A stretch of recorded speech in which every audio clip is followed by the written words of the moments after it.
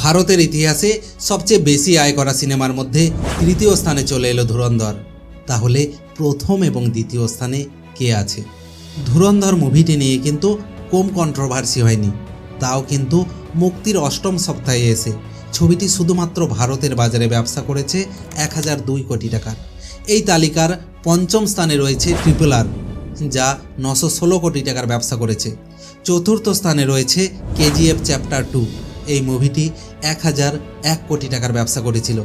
দ্বিতীয় স্থানে রয়েছে SS রাজামৌলির কালজয়ী সিনেমা বাহুবলী 2, যা 1417 কোটি টাকার ব্যবসা করেছিল।